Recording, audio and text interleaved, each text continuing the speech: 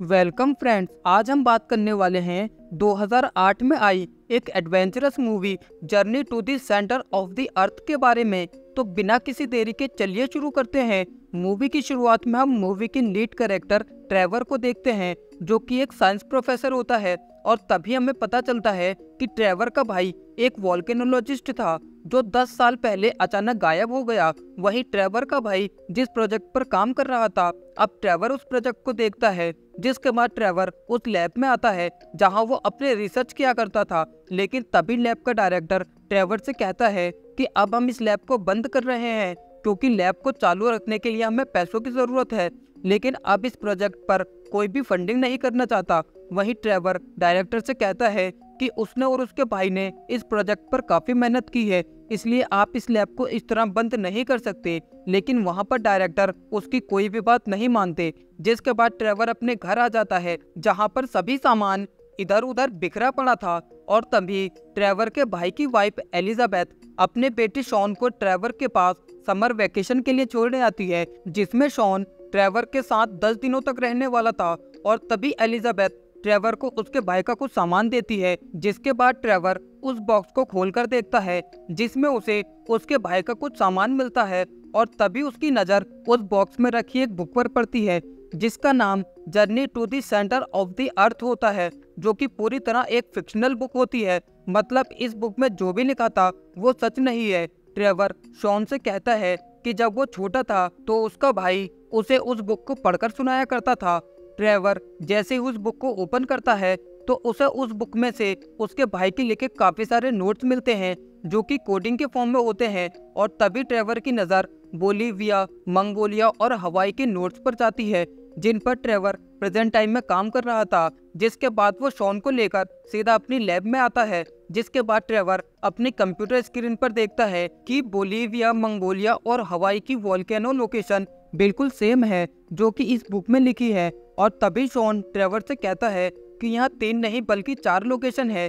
Trevor सोचता है कि वो पिछले 10 सालों से जिस वोल्केनो की लोकेशन का पता कर रहा था, आज फाइनली उसे उस वोल्केनो की लोकेशन का पता चल गया है जो कि आइसलैंड में होती है। जिसके बाद ट्रेवर आइसलैंड जाने के लिए निकलता है। वहीं शॉन भी ट्रेवर के साथ आने की जिद करता है, जिसके बाद वो उसे भी अपने साथ ले जाने लगता है। वहीं ट्रेवर शॉन को बताता है कि इस बुक में लिखी बातें कोई फिक्शन नहीं बल्कि सच्ची हैं और अब हम इसकी मदद से अर्थ के कोर का पता लगा सकते हैं। और तभी ट्रेवर को एक आदमी के बारे में पता चलता है जो कि उसके भाई के ही जैसे वोल्केनो पर रिसर्च कर रहा था। जिसके बाद ट्रेवर शॉन के साथ उस इंस्टीट्यूट में पहुंचता है जहां वो प्रोफेसर उन्हें मिलने वाला था। और तभी उन्हें पता चलता है कि ये इंस्टीट्यूट नहीं बल्कि उसका घर है। और तभी उस प्रोफेसर की बेटी दरवाजा खोलती है जिसका नाम हैना होता है, जिसमें ट्रेवर उससे कहता है कि वो प्रोफेसर से मिलने आया है। तो हैना उन्हें बताती है कि उसके पिता 3 साल पहले ही गुजर गए हैं। जिसके बाद ट्रेवर हैना से कहता है कि वो इस बुक को फॉलो करके ही यहाँ तक आया है और मुझे यकीन है कि मेरा भाई यहाँ आने के बाद तुम्हारे पिता से जरूर मिला होगा। और तभी ट्रेवर हैना को उस बुक के बारे में बताता है, जिसके बाद हैना अपने पिता की एक बुक लेकर आती है जिसमें वही सब थ्योरी लिखी थी जो कि ट्रेवर के भाई की बुक में थी। हैना ट्रेवर से कहती है कि ये सब थ्योरी एकदम बेकार है, इनमें कोई भी सच्चाई नहीं है। तो ट्रेवर कहता है कि मैं एक बार उस जगह जरूर जाऊंगा जिस जगह की खोज करते हुए मेरा भाई गायब हो गया। ट्रेवर हैना से कहता है कि तुम यहाँ के बारे में अच्छे से जानती हो, इसलिए तुम हमारी गाइड बनकर चलो, जिसके बदले मैं तुम्हें पैसे भी दूंगा। और अब वो तीनों उस वोल्केनो की तलाश में निकल जाते हैं। जिसके बाद वो सभी पहाड़ की काफी ऊंची चोटी पर पहुंच जाते हैं जहां पर ट्रेवर को वोल्केनो मीटर मिलता है जो कि वोल्केनो में हो रही हलचल को रिकॉर्ड किया करता था। ट्रेवर शॉन से कहता है कि इससे मुझे मेरे भाई के बारे में कुछ तो पता चलेगा। जिसके बाद वो उस मीटर को निकालने लगता है, लेकिन तभी मौसम खराब होने के कारण वहां बिजली गिरने लगती है, जिसमें हैना और शॉन तो गुफा के अंदर चले जाते हैं। लेकिन ट्रेवर जो कि उस मीटर को छोड़ना नहीं चाहता था, और जैसे ही वो उस मीटर को निकालता है कि तभी उसके चारों तरफ बिजली गिरने लगती है। दरअसल वो मीटर बिजली को अपनी तरफ खींच रहा था।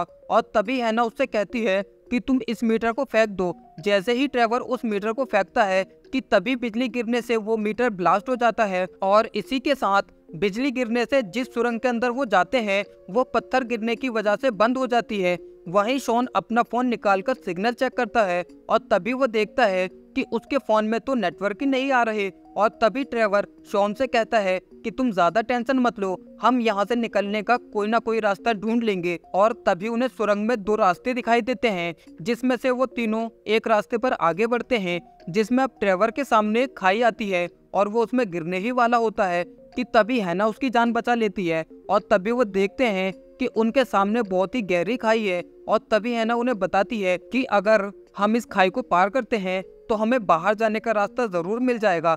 जिसके बाद वो तीनों रस्सियों की मदद से खाई में नीचे की तरफ जाने लगते हैं। और जैसे ही वो तीनों नीचे आते हैं तभी वो एक खदान को देखते हैं जो 60 साल पहले बंद हो चुकी थी, जहां उन्हें काफी सारे रेलवे ट्रैक्स देखने को मिलते हैं, जिसे देखकर वो काफी खुश होते हैं कि अब वो इन ट्रैक्स की मदद से यहाँ से बाहर निकल सकते हैं। जिसके बाद वो तीनों वहां रखी ट्रॉली में बैठकर आगे की तरफ बढ़ने लगते हैं, जिसमें अब उनकी ये राइड देखते ही देखते एक रोलर कोस्टर राइड में बदल जाती है।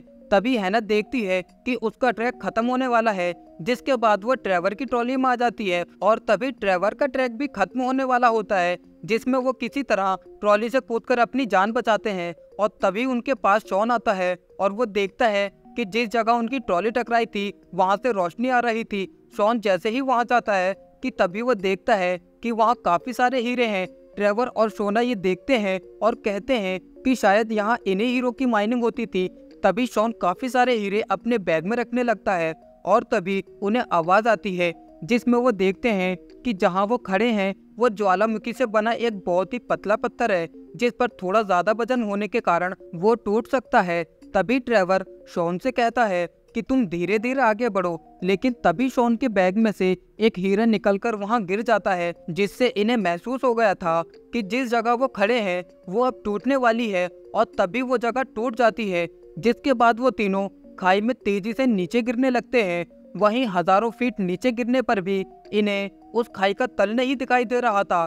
तभी ट्रेवर उन्हें बताता है कि इस बुक के हिसाब से ये खाई हजारों फीट लंबी हो सकती है और थोड़ा नीचे जाने पर हमें वाटर स्लाइड मिलेगी, जिसकी मदद से हम इसके तल तक पहुंच सकते हैं। जिसके बाद इन्हें पानी की कुछ बूंदें दिखाई देती हैं जो कि ऊपर की तरफ जा रही थी। और तभी ये तीनों वाटर स्लाइड में आकर गिरते हैं, जिसके बाद वो तीनों फाइनली नीचे आ जाते हैं। पानी से निकलने के बाद वो तीनों ऊपर की तरफ देखते हैं, जहां उन्हें इलेक्ट्रिक बर्ड्स देखने को मिलती हैं।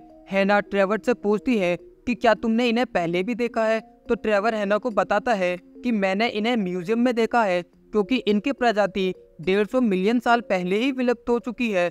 जिसके बाद वो तीनों आगे बढ़ते हैं और अब वो तीनों फाइनली पहुंच चुके थे उस जगह जिस जगह की तलाश में वो लोग निकले थे, यानी अर्थ के सेंटर में। उस जगह को देखकर उन्हें समझ आ जाता है कि मैक्स और हैना के डैड की कही सारी बातें सच है। इस दुनिया के कोर में एक और भी दुनिया भी है जो कि हमारी दुनिया से बिल्कुल अलग है। और अब हैना को भी यकीन हो गया था कि उसके डैड जो कहते थे वो सच है, और जो भी पिक्चर्स उस बुक के अंदर थी वो सभी चीजें उन्हें वहां देखने को मिलती है। और थोड़ी दूर जाने के बाद उन्हें एक ट्री हाउस देखने को मिलता है। शॉन और ट्रेवर जैसे ही उस ट्री हाउस के अंदर जाते हैं तो उन्हें वहां एक टेबल पर काफी सारे डॉक्यूमेंट देखने को मिलते हैं। और तभी शॉन को एक डायरी मिलती है, जिसे पढ़ने पर उसे पता चलता है कि वो उसके डैड की डायरी है, जिससे उन्हें यकीन हो जाता है कि मैक्स यहाँ रुका था। वहीं हैना को भी मैक्स की काफी सारी चीजें मिलती हैं। और तभी हैना मैक्स की बॉडी को देखती है, जिसके बाद वो इसके बारे में ट्रेवर को बताती है। मैक्स की मौत से ट्रेवर और शॉन काफी ज्यादा दुखी हो जाते हैं। जिसके बाद वो यहाँ से निकलने के लिए उन सभी नोट्स को अच्छे से पढ़ते हैं, जिसमें उन्हें पता चलता है कि यहाँ का टेम्परेचर 200 डिग्री तक पहुँच जाता है।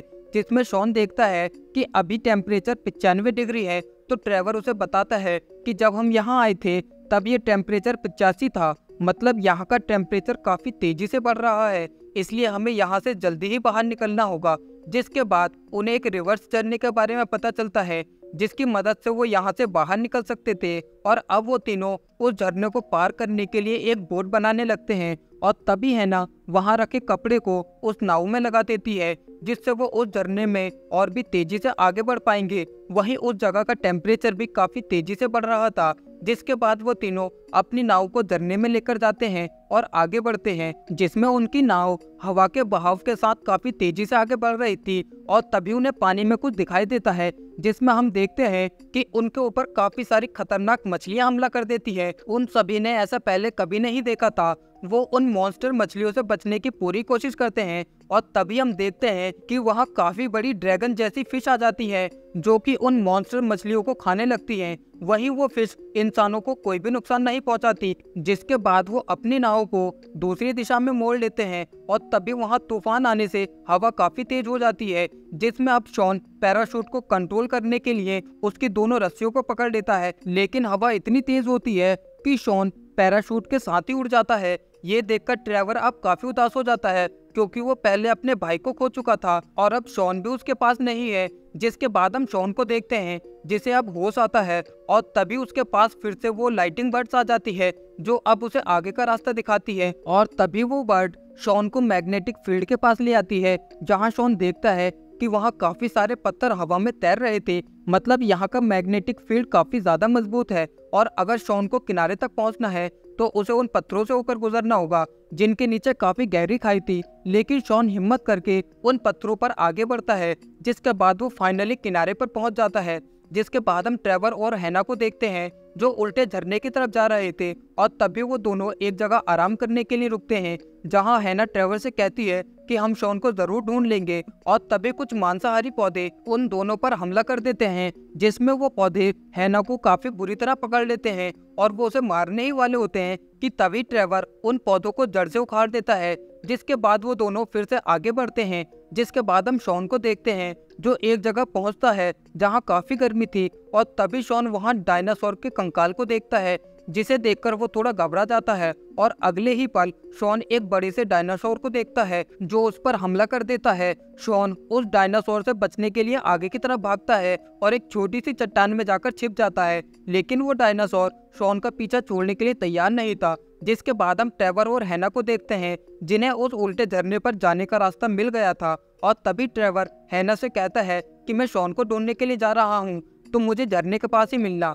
जिसके बाद ट्रेवर शॉन को ढूंढने के लिए आगे बढ़ता है और तभी ट्रेवर को शॉन की आवाज आती है जो कि चट्टान के दूसरी तरफ से आ रही थी। जिसके बाद ट्रेवर उस चट्टान को खोदना शुरू करता है और शॉन को डायनासोर के हमले से बचा लेता है। जिसके बाद वो डायनासोर उन दोनों के पीछे जाता है। वो दोनों डायनासोर से बचने के लिए आगे की तरफ भागते हैं और तभी ट्रेवर को याद आता है कि जिस जगह पर वो हैं उसकी परत काफी पतली है और तभी वो डायनासोर ट्रेवर के पास पहुंचने ही वाला होता है कि तभी वो जमीन नीचे की तरफ धंस जाती है, जिससे डायनासोर खाई में गिर जाता है। जिसके बाद ट्रेवर और शॉन उल्टे झरने की तरफ जाने लगते हैं, जहां पहुंचकर वो देखते हैं कि उस झरने का पानी उबल रहा था और उसे पार करने के लिए उन्हें नाव की जरूरत थी। और तभी हैना डायनासोर के एक सर के कंकाल को नाव बनाकर उनके पास ले आती है, जिस पे बैठकर वो तीनों आगे की तरफ बढ़ने लगते हैं और तभी एक ढलान पर उनकी नाव काफी तेजी से आगे बढ़ने लगती है और इसी के साथ वहां का पानी भी भाव बनकर उड़ चुका था। जिसके बाद उनकी नाव आउट ऑफ कंट्रोल होकर एक बड़ी सी खाई में नीचे की तरफ गिरने लगती है, लेकिन तभी उनकी नाव वहां पर चट्टानों में फंसकर अटक जाती है, जिसमें वो नाव से नीचे देखते हैं जहां उन्हें धधकता हुआ लावा दिखाई देता है जो कि हर पल ऊपर की तरफ आ रहा था और अब इन्हें लगता है कि ये लोग यहीं मर जाएंगे। और तभी हैना देखती है कि दीवारें ठंडी हैं, मतलब आसपास पानी है, जिसमें ट्रेवर दीवारों को छूता है और वो समझ जाता है कि इन दीवारों के पार कोई ना कोई झरना जरूर है और अब इनका प्लान होता है कि उस पानी को किसी भी तरह लावे में गिराना, जिससे कि भाप बनेगी और ये लोग उसके प्रेशर से ऊपर की तरफ पहुंच जाएंगे। लेकिन सबसे बड़ी दिक्कत थी कि पानी को यहाँ कैसे लाया जाए। तभी ट्रेवर उस चट्टान की दरारों को देखता है जिसमें मैग्नीशियम था और अब ट्रेवर फ्लेयर की मदद से उस मैग्नीशियम में आग लगा देता है, जिससे एक जोरदार ब्लास्ट होता है और अब काफी ज्यादा पानी लावे में गिरने लगता है, जिससे वहां पर प्रेशर की वजह से काफी तगड़ी स्टीम बनती है और अब वो लोग इस स्टीम के सहारे ऊपर की तरफ आने लगते हैं और कुछ ही देर बाद वो जमीन की सतह पर आ जाते हैं। लेकिन इसी बीच वो एक किसान की पूरी फसल बर्बाद कर देते हैं। किसान जब ये देखता है तो वो काफी दुखी होता है और तभी शॉन एक हीरा निकालकर उस किसान को देता है और उससे माफी मांगता है, जिसमें वो किसान हीरे को देखकर काफी ज्यादा खुश होता है। और तभी उन्हें पता चलता है कि अभी वो लोग जिस जगह में हैं वो इटली में हैं और तभी ट्रेवर देखता है कि शॉन वहां से काफी सारे हीरे अपने साथ ले आया था, मतलब अब ये लोग काफी ज्यादा अमीर होने वाले थे। और तभी ट्रेवर हैना को किस करता है, जिसके बाद ट्रेवर सीधा अपनी लैब में आता है जो कि फंडिंग ना मिलने की वजह से बंद होने वाली थी। लेकिन अब ट्रेवर वहां जाकर उस लैब को चालू करवा देता है और इसी के साथ ट्रेवर अब अपने लिए एक बड़ा सा घर भी खरीद लेता है, जिसमें अब हैना भी ट्रेवर के साथ ही रहती है। वहीं शॉन जब अपनी मॉम के पास जाने के लिए निकल रहा होता है कि तभी ट्रेवर शॉन को उसके पापा की एक और बुक देता है, जिसका नाम होता है the lost city of Atlantis. और तभी ट्रेवर शॉन से कहता है कि अगर तुम चाहो तो हम तुम्हारी अगली छुट्टियों में यहाँ जा सकते हैं। ये सुनकर शॉन काफी ज्यादा खुश होता है और इसी के साथ ये शानदार मूवी यही खत्म हो जाती है। गाइस, आपको ये मूवी कैसी लगी मुझे लाइक कमेंट करके जरूर बताएं, और अगर आप मेरे चैनल पर नए हैं तो चैनल को भी सब्सक्राइब कर दें। मिलते हैं ऐसी और अमेजिंग मूवी के साथ। Thank you.